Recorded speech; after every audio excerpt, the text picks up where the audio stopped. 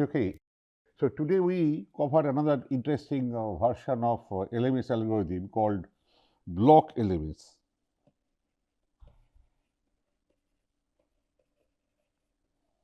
It is particularly useful for very efficient practical implementation using DFT. Okay, DFT based. DFT means actually FFT. I would say FFT.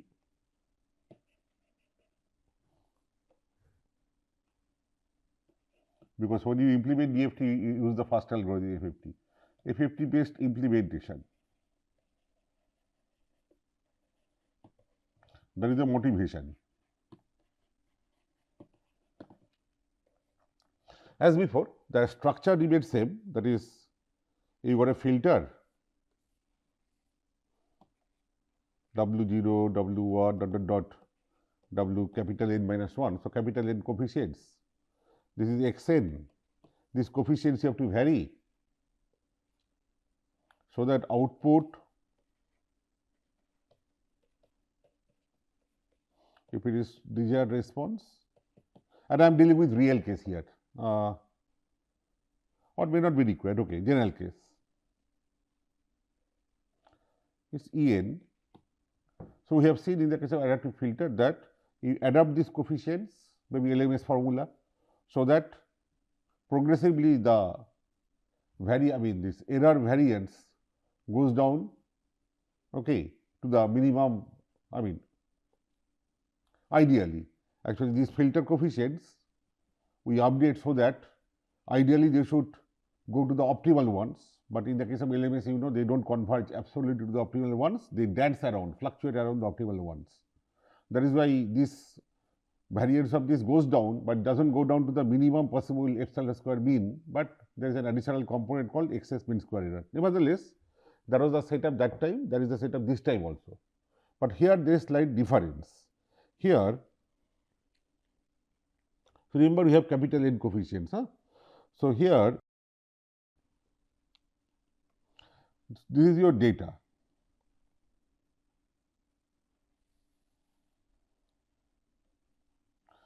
So, maybe we choose block, we divide the input in terms of non-overlapping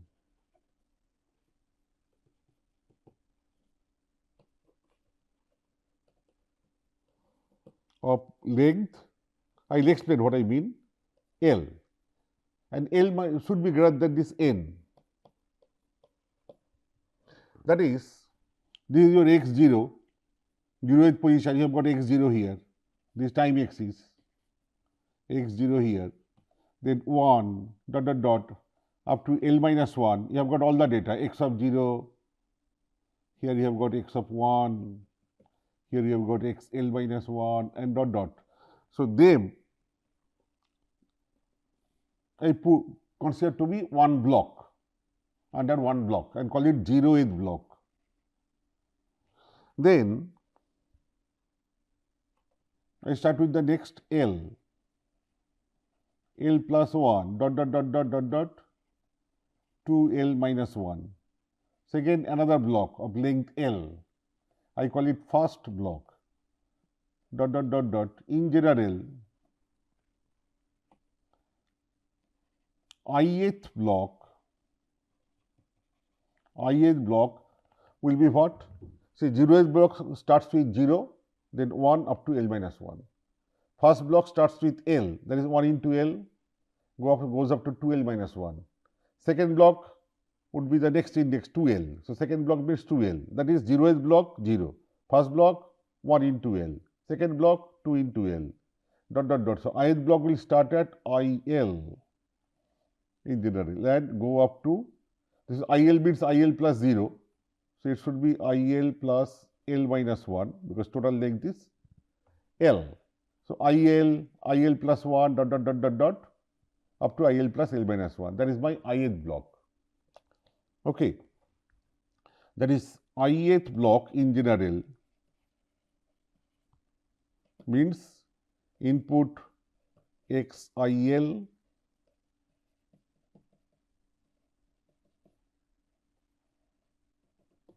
general term maybe here IL plus J dot dot dot XIL plus L minus 1. Okay, now what we do in the case of LMS, I was updating this weight vector. That time it was function of n, W0 n, W1 n dot dot dot.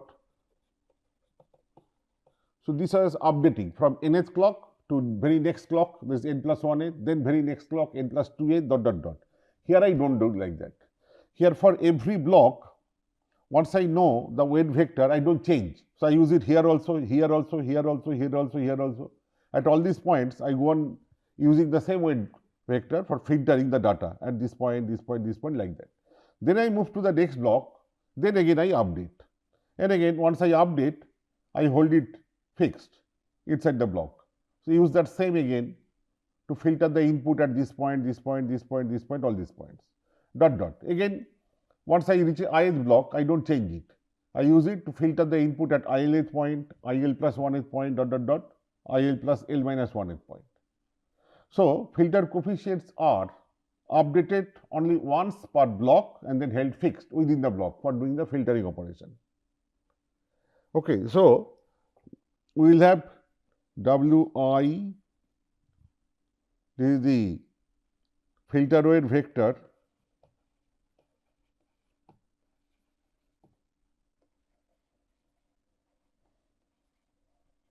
for the ith block, and we will update means Wi to next block. So once I have Wi, I will be using it at all the points within the ith block. All right. That means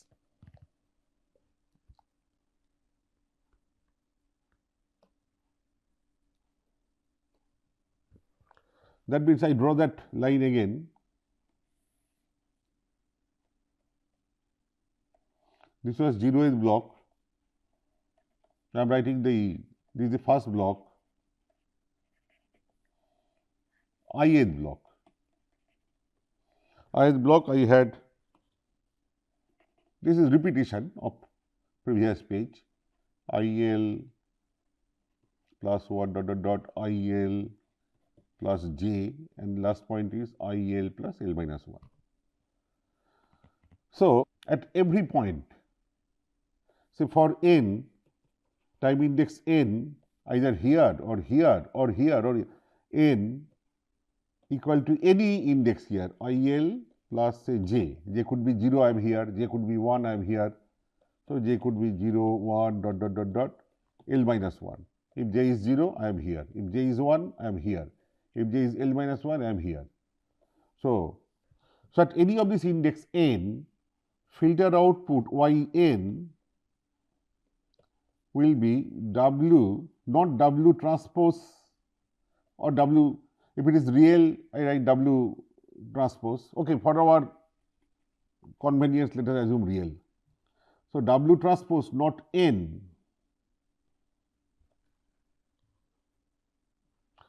Or if you assume complex, doesn't matter.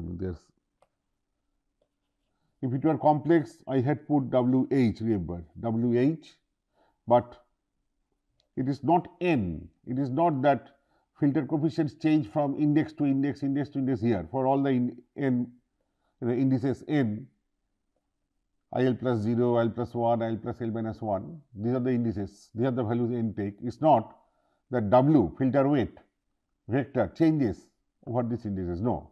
As long as they are in the same block, indices are in the same block, and that is what I am doing. I am taking n from here. Filter coefficient vector remains same, and that is Wi. The same one is used for doing this filtering, WIH XI. All right, WIH XI. If you are not very comfortable about complex here, maybe we start with real and then I will convert. I think that is better. I will convert it to complex. So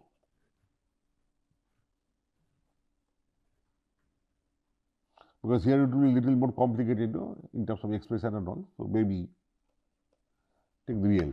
So, just W transpose I xi, which is also equivalent to X transpose I. It is n, it is not I, it is n. I am very sorry. This is n because xn here, n is the real index actually, time index. So, at nth index I have got the input data vector xn vector, where xn, as we all know, x of n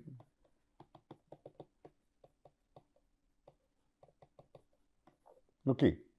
But filter coefficient is fixed. Once I enter ith block, it is fixed Wi.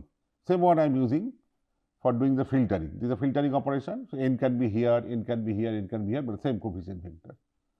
And A transpose P is same as B transpose A. So, you can write the same thing as X transpose N Wi, okay, in the real case. Let us consider real case first. Maybe it will be easy to extend to a complex calculator. And we also do error, output error calculation as before, dn minus en. Okay. But filter coefficient, so this I go on doing at all these points. I do not, at these points I do not change the filter coefficient vector, it remains Wi. Okay. And then you can write in a program like manner.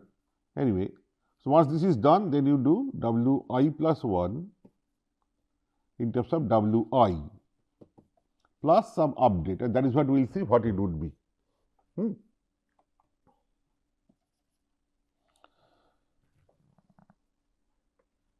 You remember, this is a side story. Otherwise, go back to my previous lectures and see when I did steepest descent while arriving at the LMS equation from the optimal filter. You remember I covered the steepest descent method. I just, to start with, I took only one coefficient and output expected value of the power, expected value of E of, that is expected value of small e square n. E square n expected value, that is output variance. Okay, that as a function of a single coefficient filter. I took a single coefficient filter first. There was a quadratic function, easy to plot. It was something like this. So, this is where it is minimal, W opt. So, you start your iteration, maybe at any Wi, find the gradient here, then from Wi subtract a quantity proportional to the gradient, that is minus mu by 2, mu by 2 is the coefficient, is the proportionality constant, mu was called the step size, that times the gradient here, you subtract from W. So, gradient is positive, you go to this direction, that is approach this. If you are here, gradient is positive, gradient is negative, so negative, negative, positive, so you go to this side. So, you go around this and finally hit here, that was the philosophy. No point in repeating that, but just reminding you, and in case you have forgotten and all that, you can quickly go back to those lectures and see. And then by the steepest descent method, we derived this update equation. After working out the gradient expression, general gradient expression, it was like this, Wi plus mu, okay, ith iteration to I plus 1th iteration, mu p, p was the cross correlation vector, E of any xn into dn. I am not assuming complex, so no point in putting star and all that. Okay. Also, R was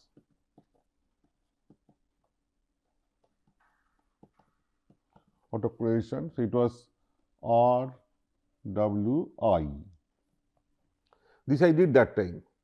So, if I bring that here and then try to derive LMS, this will be ith iteration. So, in the ith block I have got Wi find, I am updating in the next, when I move to the next block, that is when time index n crosses this point, enters here for the next block. That time from Wi I should go to Wi plus 1. So, I should ideally follow this, but as I told you, we will be replacing small p, because p is not known to us, we have to approximate it by some data value, data driven approximation I have to do for p and r. In the case of LMS, we did a very bad approximation. That time p was replaced by xn into dn, just xn into dn. no many such product and averaging, okay, and R was replaced by X and X transpose N. This time I will have a better average, okay, I will show you, I will have a better average, because once I entered here, I have got data here, here, here, here, so I will use all of them. P will be replaced by what? The xn vector at this point into dn vector, then xn vector at this point into dn, xn vector at this point into dn. This I will go on over this add. So, how many times, how many cases arise? 1, 2, 3 up to L. So, I divide that summation by L. So, that is a good average, right. So, P will be like this. Take the general index IL plus j, okay. At that point data vector times the desired response d, the same index IL plus j. And so, this I will go on doing at j equal to 0, j equal to 1, j equal to j, j equal to L minus 1, all of them. So, I take a product and sum. So, I am getting a better average now, j equal to L minus 1. So, total L such products I add. So, I get a resulting thing, I divide by L. So, very good average, better average than LMS. Okay. Similarly, R, that time it was just xn, x transpose n, but now I have the luxury of not updating over this entire block. So, I can use data here for the same calculation from Wi to Wi plus 1, I can use all the data here. So, that is what I am doing. Take x IL plus j and transpose. So, at this point the data vector into its transpose. So, you will do it here, here, here, every time you get a matrix, column vector into row vector. So, that is a matrix. So, matrix here, matrix here, matrix here, matrix here, all of them you add and divide by L. So, this is a better estimate than LMS. So, this is what I will be using here. Okay, this is what I will be using. Now, you can see one thing. At one hand, I am not updating my filtered coefficient vector at all the time clocks, at all the indices. After I update, I am entering the block, I hold it fixed, I do not change. Then again, after the block is over, then again I change. Again hold it for this block, then once this block is over, then again change, and like that, all right. So, that way we can say that I am becoming slow, because I am not changing myself fast, I am not updating fast. So, it can give you the idea that I am making it slow. That may be true, but on the other hand, unlike LMS, I am using better estimates of P and R. As a result, my algorithm is will then converge better, converge faster. So, one negative effect gets compensated by another positive effect. So, in terms of speed and excess mean square error and all that, we do not lose anything vice versa LMS. These are all at par, all right, because here I am searching block to block, okay, I am updating over block to block. So, I am not moving that fast, not every clock I am updating, but at the same time I am using much better estimate of P and R. So, one takes care of the other. So, if I now replace them here in this, okay, let us do some mental maths. P if you replace by this and R you replace by this, 1 by L you take common,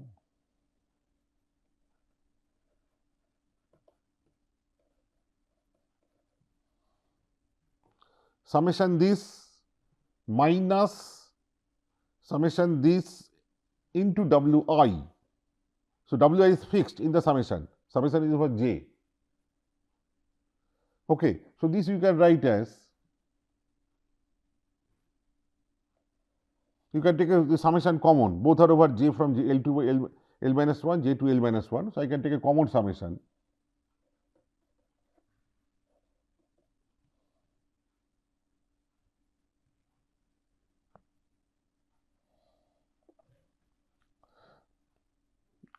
or maybe I move to the next page because I am not having space here and I do not want to delete anything here. Let it be there. So, I move to the next page. So, let me erase this part.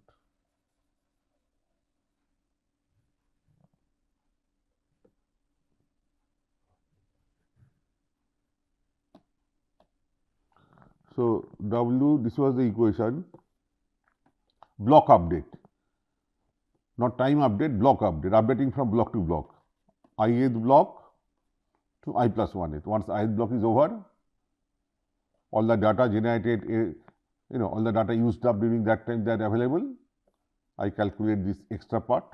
And what was that? That was mu P minus RWI.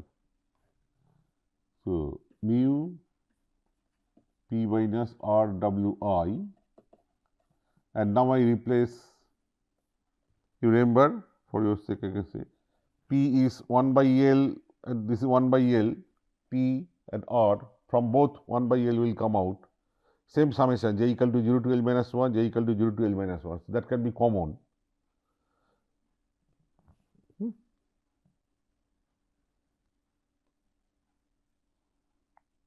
Let me call it mu prime instead of mu.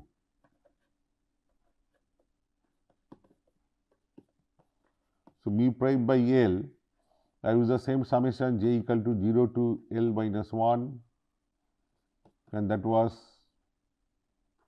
for ith block, I is fixed. So, it was IL plus j times DIL plus j, that is from one term XIL plus j DL minus this into this XIL plus j into its transpose times WI.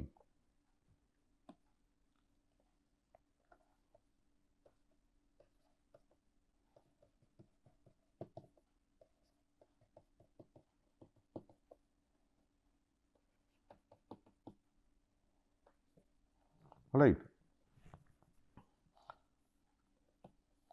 This mu by L, this together I call mu.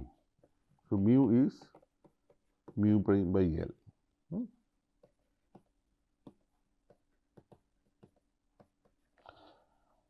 For every j, you carry out this summation, this vector times IL plus j. So, pick up a j from here. For that, you take this vector, multiply every element by this scalar. Similarly, this vector times its transpose a matrix, that times this constant vector. This is a constant because I is fixed, so this is fixed. So, here I can take, you see, this element and this element are same, these two vectors. I can take them outside the square bracket.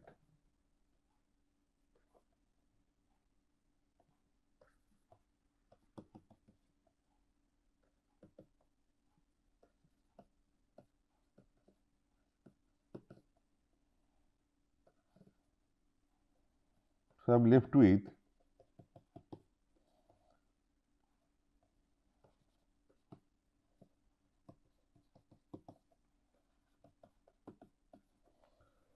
so what is this? At IL plus jth index, suppose n is IL plus j. So, this is what? You got a filter WI for the ith block. At nth clock, you have got x, n is this particular index IL plus j. So, that time I got this input vector as xn, which is xIL plus j, I am writing as xn. So, output is this transpose this or this transpose this, they are real. So, x transpose n is IL plus j times WI. This is my filter output. And if I subtract from at that nth index this n, so what I have here is the IL plus j. So, it is the error at that index EIL plus j. So, that means update equation becomes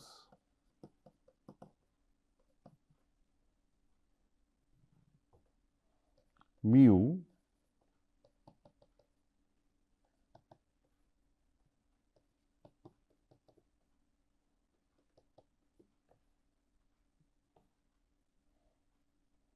E IL plus j. You can see one thing, if L is 1, so block is same as only 1, block has only one index, then it goes back to the original LMS, because block size 1 means, L is 1, so 0 to 0, so just L is 1, so I have only X I L, okay, L is 1, so X I, that is your N, so N is I, again E I, mu times that, so W I plus summation has only one term because L is 1. So, 0 to 0. So, only one term means mu into only one term. L is 1, J is only 0. So, mu into X I into 1 I, if I is the index, mu X I again E I, that is LMS. So, like LMS, here also you can prove convergence, using independence assumption and all those things. Absolutely similar manner, you can derive a upper bound on mu and all those things for convergence. That I am not doing it now, because that is quite easy, and if you are interested, you can see books. Okay, absolutely similar steps. It's given there. So, I would rather be trying to, because of my number of lectures limited, number of lectures, so I would rather try to show you a good DFT based implementation of this. So, that I will do in the next class, but before that, one thing I want to do, actually these are the things that I what I am going to say, you are supposed to be knowing it through your DSP. Like some, elementary things from DFT, circular convolution and all that, but in case you have forgotten, so suppose I have a sequence xn, suppose I have xn and another sequence hn, or maybe let me draw a better picture. Maybe xn is, as a special case, take suppose all 1 or constant xn 0 to n minus 1, and hn is like going up, something like this.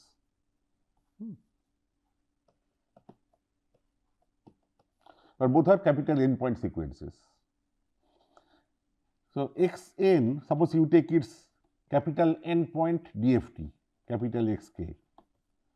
Hn, you take capital N point DFT, Hk. So, k will be 0, 1 up to n minus 1. Then you form, you multiply the two, xk into hk, and then yk inverse I DFT, if you do inverse DFT, you get another sequence yn. That yn is called the circular convolution between xn and hn. Okay, all those details I will not explain, but the way to calculate circular convolution, because yn also will be a capital N point sequence, the same range. So, to calculate, yn, what we do is this, let me redraw again. Xn is constant, so it is like this, an envelope. Okay, let it be as it is. Hn is like this, maybe.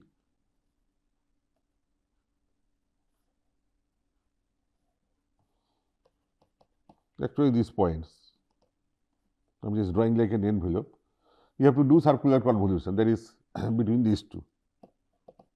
What we do is this, we hold one as it is, write it as a function of small n, okay, as it is, as given, no problem. Other one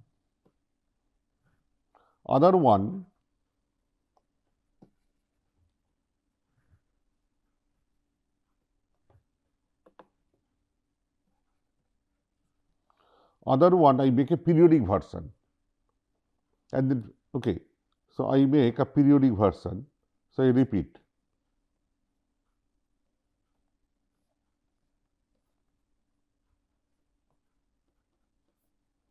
Dot, I make a periodic version. You can call it H tilde n. So, this guy is just repeated. Then we flip it, okay, flip it across this y axis. So, then you get this remains as it is, this guy, and then this part goes to that side.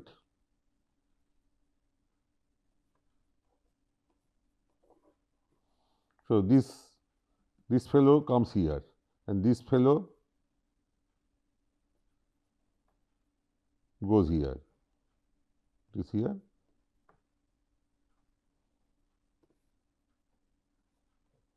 Till one more term, because total length is capital N, from here to here length is capital N, but this is starting here, so it has to go to this, and again like this. Then what we do, you chop off the left side and right side, just focus on this part 0 to n minus 1, and then if you call it A, if you call it B, over this part,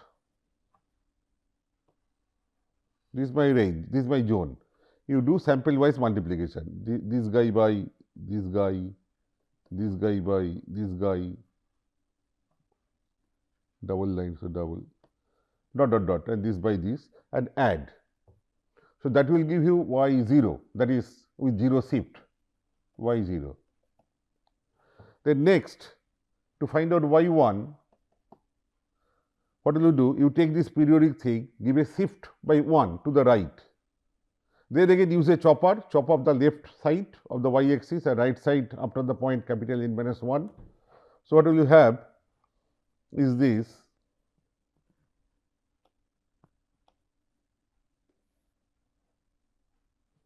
This will go further to the right, this is my 0, this will go further to the right, next guy will come here. So, it will be like this. So, this fellow had already gone out, this fellow has gone out, this will go further into this block, this will also go out.